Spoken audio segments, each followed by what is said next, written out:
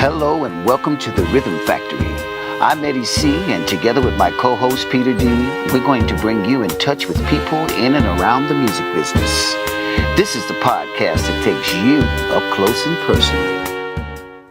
All right, good afternoon, everybody, and welcome to the Rhythm Factory. My name is Eddie C, and to my far right, my co-host Peter D. Our guest for today is a very talented guitarist, and his name is Bernhard Reinke. Did I say it right? All right, Bernhard.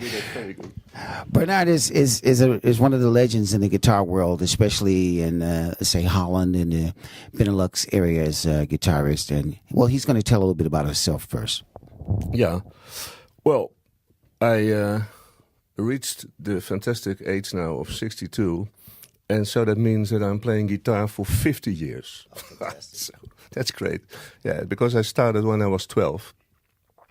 Yeah, and then starting about guitar, I remember the first pieces I've heard from Jimi Hendrix, which, really struck me, really blew my mind.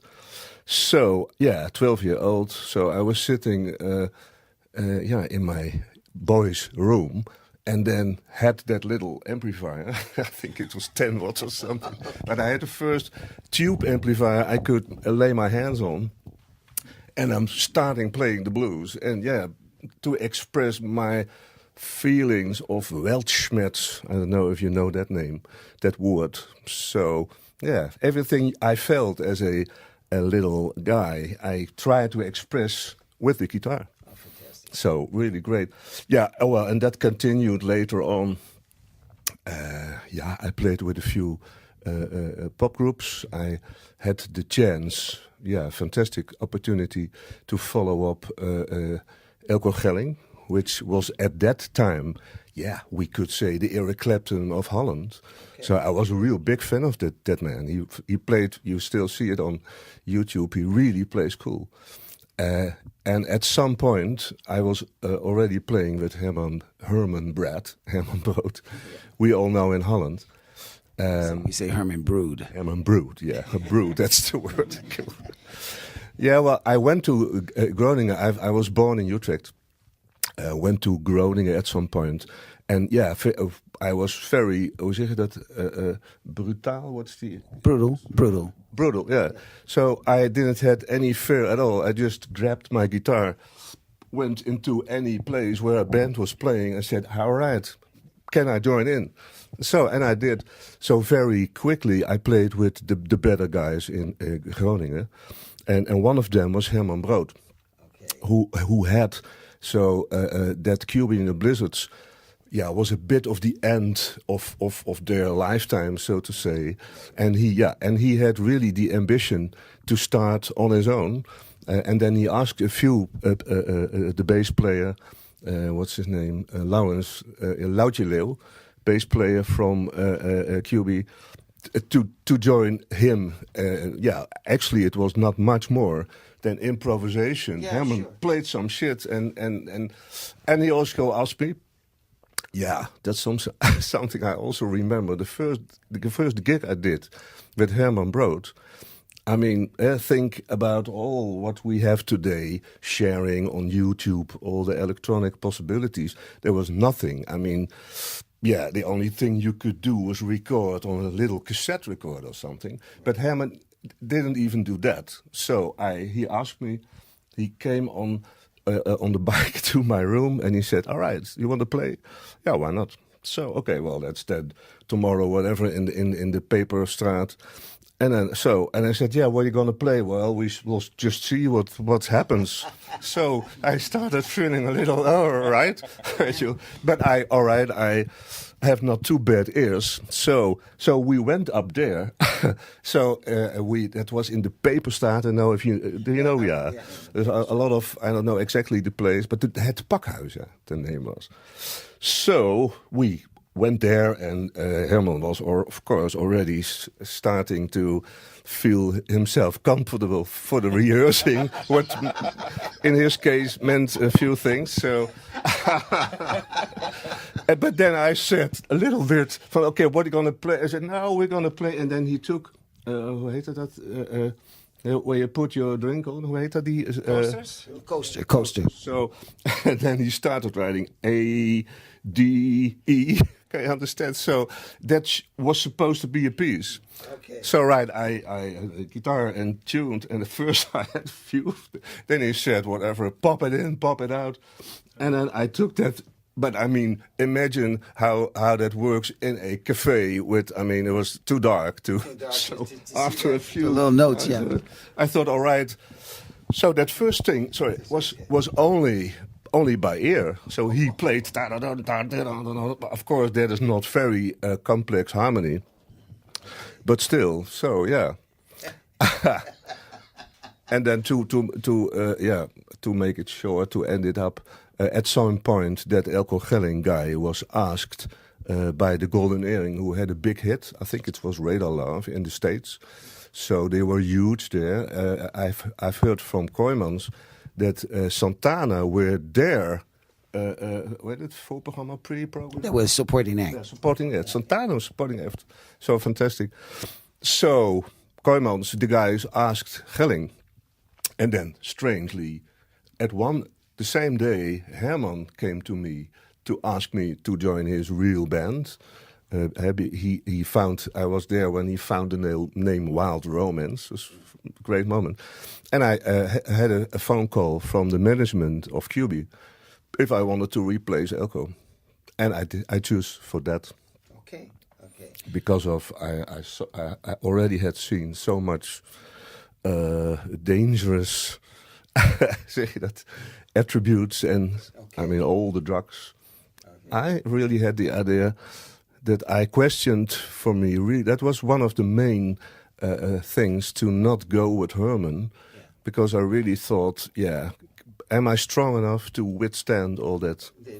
The temptations of the drugs and everything. I know that you've been a band leader for years with your own projects, and what is your personal view about being a band leader, and how does it influence your own compositions that you do yourself?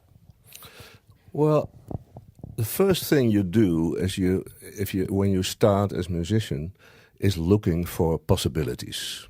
So, how can I play the blues? How can I play a whatever piece? How can I improvise some special stuff? But later on, I found out after a while, all those possibilities. So, I mean, in a given situation, I can come up with 500 possibilities. So the thing is, at some point, it's not about how many possibilities can you come up with, but it is about what do you choose. It's about choosing. So if you, I tried it at some point, a real democratic band. So you sit there with 5 people, and you imagine.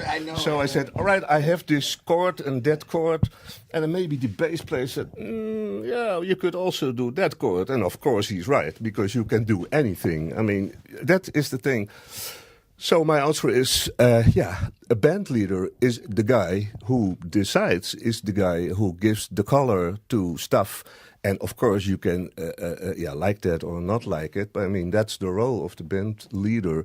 Yeah, and he should choose people that feel comfortable with that. And if they don't, then go to another band. Yeah, okay. I mean, it sounds a little bit rough, but I think that's how it works. I can completely agree with you on that. I mean, I've been in that role before as well. Yeah. You have to take leadership. Somebody has to do it. Yeah, sure. Peter had a question for you. Yeah, well, I know quite a lot about you because you worked with my mentor and good friend Freddie van Vloten. If I'm sitting here, coming also this way up, then Fred was a lot of times on my mind. Yeah, nice to hear. Yeah. In my life, he was a really important person also. Yeah. Most of the music that I know from you is from Transfusion and from the days with him, and it's mostly instrumental. Yeah, mostly all of it is instrumental. All of it, right? At least, I mean, well, maybe sometimes I sang a little bit, but it was not recorded, so no. But I'm interested because on your website there's a new project with vocals involved, and you say that vocals give a dimension to music that other instruments can't do. Can you explain it a little bit more? Well, I grew up I'm from 52, so I grew up in the 60s.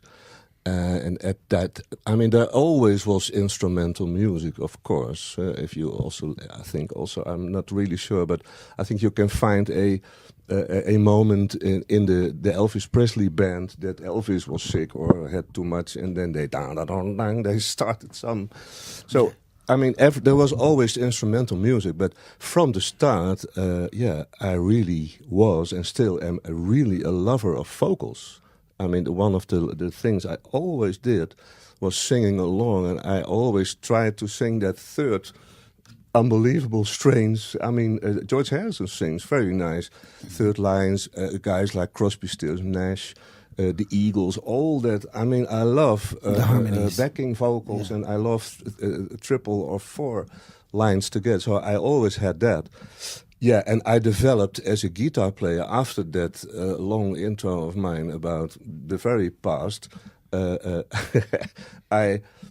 mean, there was some point with Phony and the Hardcore, that was the band after Harry Musquet, that Eric, the singer, we were quite popular at some moment, really played for 1,000 people and more. That was very nice. And at some point, I played a different solo than on the record. Can you imagine? Yeah. Because I'm a lover of pop music, I'm a lover of vocals, but I'm also a lover of instrumental music. I like solos and that kind of stuff. At some point, Eric said, "Hey man, you should play the solo of the record, because otherwise people can't recognize it."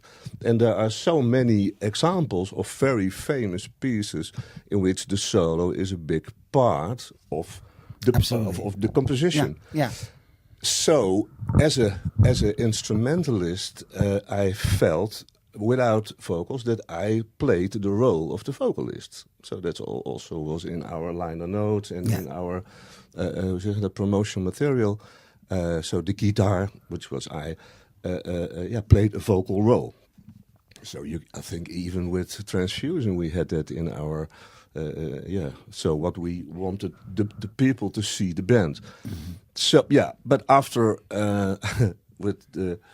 I discovered a few minutes ago how long I did that instrumental stuff, and that is more than 30 years. I was band leader in instrumental music, starting with Transfusion, but a lot of bands. I had a band with a lot of famous people right now. So that worked good, and my search for that one note on C major 7 stress 5 plus 11 that nobody played, I did it for many years, and I think I could find a lot of those strange notes. But I say it with a joke, of course. But at some point, I was a little bit done with that. I mean, I still improvise a lot. I'm a guitar player. That's the main thing I still do. Yeah. But of course, but I'm really back to what I always loved. That is vocal music. I like vocal music. So. But that's probably always been a line in the compositions, even instrumental. You think about vocal lines or a vocal role. Yeah, exactly. Well, I also teach composition, and what I see a lot, with students, you come in a room and they ask me, "You want to join in and help us?" Cool, and then they sit playing a chord schedule. Right. And said, "Hey, can I play another?" And I said, "All right, but the chord schedule is not a song. The melody is the song." I mean, I'm a big fan of the Beatles, and I read a lot of interviews and still try to lay my hands on anything Paul McCartney says about that, because he's fantastic. He says, most of the time, I start with the melody, then I play some simple chords, then I try to extend the melody, and then if that works, then I try to extend the harmony a bit to make it more clever or whatever. Right. And in his case, then he even says, and then record everything and playing a basic bass line, and after everything is finished, he just by ear plays a totally different bass line. So yeah, even kijken. Now I've lost the main subject. But that's okay. That's what's nice about this show. point. You know, Yeah. we always want to get up close and personal, and that's what it's all about. What I'm curious about, because me being also a vocalist as well as a percussionist, what do you look for when you're working with a singer? Are you looking for a particular voice coloring? Because of course, with a guitar, you can add a lot of sound, and a voice, of course, has a person can kind of tune their voice by, you know, using it a certain way to get an effect out of it. But how do you go about that for your compositions, let's say? Well, yeah, that's a really important question, and that's something that is not finished also. So I have at this moment, I think, 12 completely finished songs with lead vocals, 3 or 4 rated voices, backings, and everything clear. And I recorded now with one German vocalist 2 songs. Yeah, I actually am in the search for the right person at the right place. Okay. So I have 2 people in mind in which I'm going to work, with which I'm going to work the next few months. Yeah, what I'm looking for in a singer is that, and that's not so easy, that the singer should have, I have a quite broad background. So starting with pop music, with playing blues, rock music, and I know that rock music is a feeling. It's nothing, you can't learn it. I mean, you gotta rock, man. That is some right. groovy thing. But the same is for jazz. Yeah, absolutely. So, and jazz, the real, the rhythmical thing in jazz is really different than in rock or funk or whatever. So, and in my new compositions, which are partly even a few from the days of Fred with Transfusion, but also a lot of new pieces. Some of them are old pieces, in which I added changed the melody a bit. Well, no, it's not really true. I choose pieces that have a so vocalized melody. Okay. Can you say that like that? Yeah. So that it was, I mean, I choose them because they have a melody that you can sing. And I mean, not any melody is easy to sing. So, and then I added lyrics, I added vocal lines. So for me, that combination of the pop feel and jazz, as rhythmically as well as harmonically, that's what I'm looking for in a singer. And I don't care if it's a man or a girl. Okay. But I mean, it's not so easy to find because, I think my standards are quite high in that. So, that's what I'm looking for. And I'm looking also for someone who, has enough, experienced in life to, because I'm not the youngest person you can imagine. So I've been through a lot in life, and I feel happy that I had all that. I mean, in my lyrics, I have put that. So, they have to live the song that you've written. That's what it's about. The songs are quite personal. Yeah, absolutely. So, yeah. I mean, a personal, I mean, it's not general talk about I love you, whatever. So it's really about stuff. Yeah. So the person. Although there can be a lot, it can be a lot in depth. Yeah, fantastic. Depending how you sing it, how a song. Oh yeah. Oh, know. Absolutely. Yeah. So yeah. Well, and that 2 pieces, the one I put now on just for fun. I didn't do any promotion, whatever. Just put it on YouTube, and a few hundred people listen to it. That's Amanda Kapsch. I think she's fantastic. She's really great voice. She sings stuff completely in tune. You don't need any melodyne, and she also has the feeling. But the process to come to a point that you both really want to go for it, because I have some ambitions in this project. I think much further than the instrumental stuff. I think until now that did not really happen. But Okay, so there's a big, if I understand you right, you have quite just a very strong philosophical thing behind what you want to do with this next project. Oh, absolutely. Yeah, sure. Yeah, and I also think that, if you take a look at, the development nowadays with all the electronic stuff we have, I mean, I just got from Sander van Hek, the guitar player from Het Goede Doel, you all know the guy maybe, almost 2 terabyte banks. Okay. So, I mean, fantastic, rhythmically great. So you put a bank and you hear it with a fantastic bass line, and you go to another bank and you do. So I mean, what we hear from the DJs.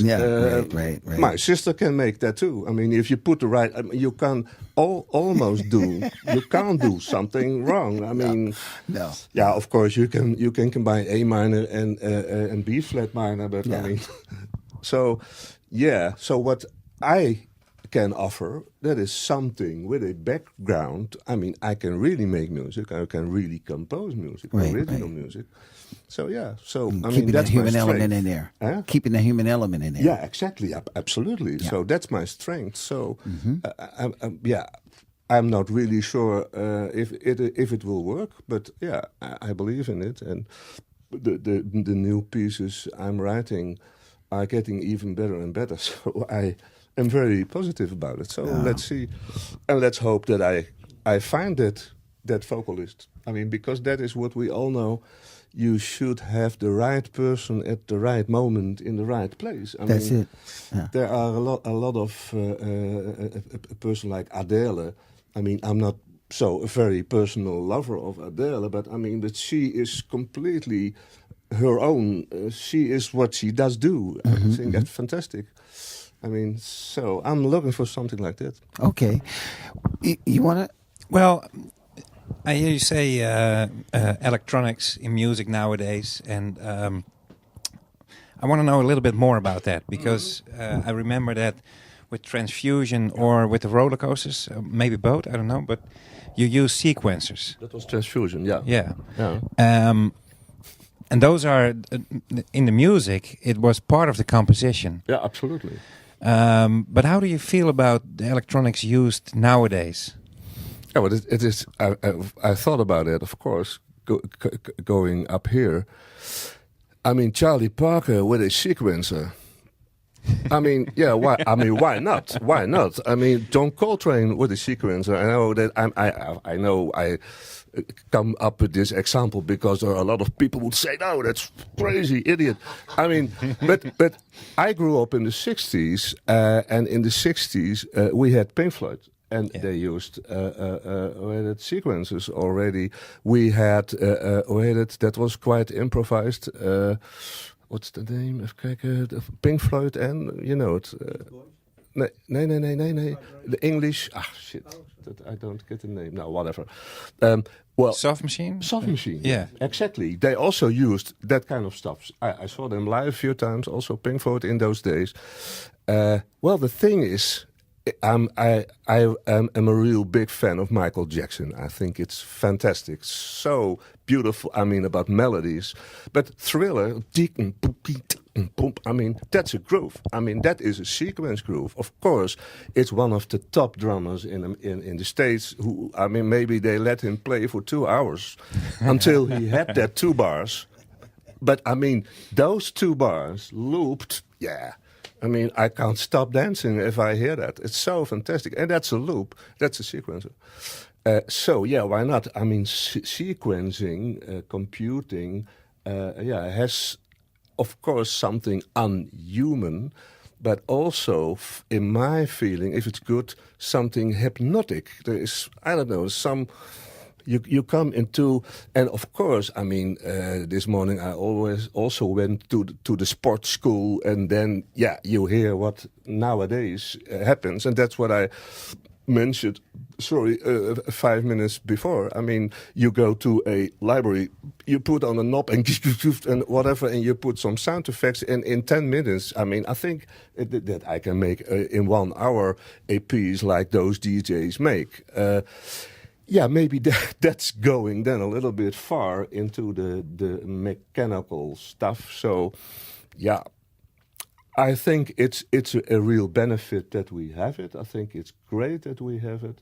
But yeah, the difference between people who really are able to make music in their head, so to speak, because that's what a good musician should do. You have music in your head, a solo or a melody, and it comes out, and that's music. That's something else than putting on a knob and... So you shouldn't rely on the electronics, but the electronics should be more of a as extended, an extension, as a tool. A tool to serve the song tool. or the piece. Yeah. And I think because now I have quite a good home studio. Yeah, you all know that. I mean, what I now have at home is the same that an A studio had 15 years ago, and then you had to buy it for 1,000 gulden a day. So now I have that at home. All the editing, it's amazing. All the automation, it's fantastic. So I'm working a lot with that. Yeah. I'm not really sure what happens if that project partly would be really successful in the thing that you have money. That maybe I would then invite more live people to do. But for now, I'm really satisfied. So all the guitars I play myself, of course, and those are live played. So if I'm talking about what do I use now myself, bass parts and keyboards, I play with guitar synthesizers, so they are really played by me, and then you can edit stuff. But I never put on that single. Yeah, right. I mean, I always try to, and I'm really about timing and about feel.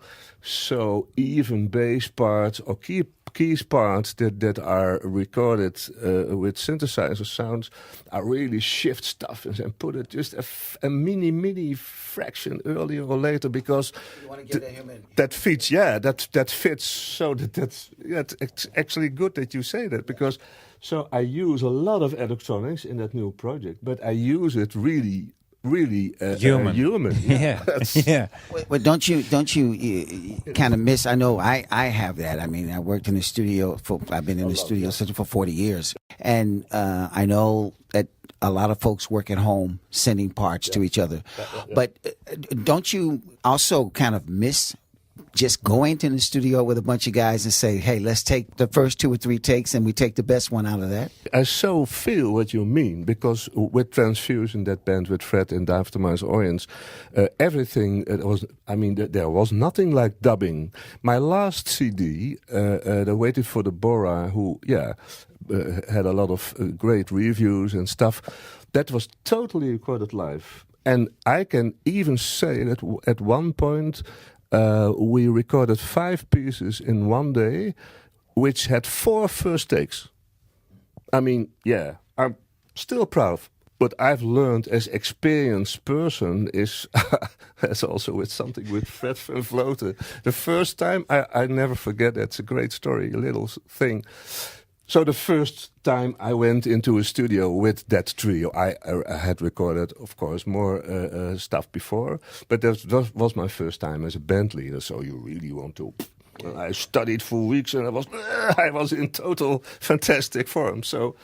So you can imagine, you were the drummer, you were the bass player, the guitar. So we sat there, and I was anxious to really go for it. And Fred was also a very fanatic guy. So I said, okay, are we good? Yeah, cool. Now, so I said, all right, 1, 2, whatever, and we started playing, and I really put all in it, and it was fantastic. So and after that, Fred did, okay, all right, yeah, well. I just got a little loose now. Well, I first have to change something on the snare. I said, what? I played the solo of my life in this piece. I can never do that 2 times. So can you imagine? So it's a fantastic idea. So after that, I learned, that's it. Is about focus. I mean, if you know what you want to do, if you are able to do it, or say that if you have the self-confidence that you can do it, then wait for the moment and do it. But I mean, and doing it twice, maybe not. Yes. So that's what happened then. So later on, then I knew I should really take the time for anything. Oh, the drummer comfortable. Okay, the bass may be a little different. And now everybody ready. Now then you go for it. And then you go for it. So we played that CD. Yeah, we played everything live. Yeah. Yeah. Do I miss that? I don't know. It's a different approach because it's also a different kind of music, so to say. Because that last CD was maybe my most improvised one. So all the pieces are written, melodies, harmony, form is also clear. So it's not completely free music at all, but the way we fill it in, the way we form it, was quite free. Yeah, of course we had some gigs, of course we had rehearsals, but you know what I mean. So maybe I should simply say it from my background as starting as a pop musician. That was my most open, improvised jazz kind of thing. But all right, if I listen to it, then that's what I hear. What I hear is spontaneous music. That's great. But there are a lot of points that I said, the bass player, I would have, and the drums, or the guitar, So now I'm sitting at home, really making it totally like I have it in my mind. So I can imagine what I said. If at some point, it is more or less successful enough to go on stage, and that of course there's another stage too. Yeah, there's some different thing that I then ask you or people who really play fantastic. I say, all right, well, do your thing. I mean, so I understand both worlds, I guess. And I can favor them both, but in this stage I'm really happy. Well, I never had the chance to really do what I have in my mind. I mean, with all that stuff I suddenly have at home, all the tracks I can play. I mean, at some point, sometimes I have really 7 guitars, and then maybe I'll throw 5 away. But I mean, you come up to totally, because now I am thinking more as a composer, as a producer. Maybe that's the better word. Yeah. So I'm higher, much higher than the guitar player composer into that. Well, in your story, I hear, or in your answer, I hear that you're very open-minded about music in general. Actually, I try to. And the background you had, and just being in the studio, one-takers, or the chemistry between everybody, but also the world where you are in right now, being a producer. Totally different world. What do you think about the future? Do you think things are going to change even more? Do you think you can still keep an open mind about that? Yeah, well, the future, I mean, that technical development, we are not the youngest persons in the world. I mean, the first time I went to the studio, the bass player played one wrong note. Well, they tried to punch it in. It didn't work. So, and then he started cutting the tape. Okay. So you remember that? Yeah. Unbelievable. Yeah, so cutting the tapes, 2-inch tape. Yeah, and then they put it in a thing, and I was sitting there, I had a great guitar solo in there. So, and then he put a zip, and a zip, and he put it together, and he did, and then, Jan Rietman, that was that, Yeah. Yeah, so that's the first thing you do. Now, and what I told you, I mean, that little laptop with all the recordings. So, I mean, it'll end up with a watch, I guess, with 64 tracks or something. Yeah, and right. built-in condenser mic, whatever. I mean, Yeah. Well, so it's heading. It's heading. Of course, the technology is heading so that way. the technology thing is going, and well, the benefit of it, the good thing is that hoe zeg je dat, the barriers are lowered. So I mean, everybody who likes to do something buys a bank with sounds and with drum loops and tries stuff. And I'm not really, I don't know much about. Even kijken, hoe zeg je dat? Well, there is a lot of music I hear nowadays, which I really like, and I don't really know how much of that music is made by people who don't know anything, or almost Exactly. Yeah. don't know anything. Yeah. I'm not really so that those facts.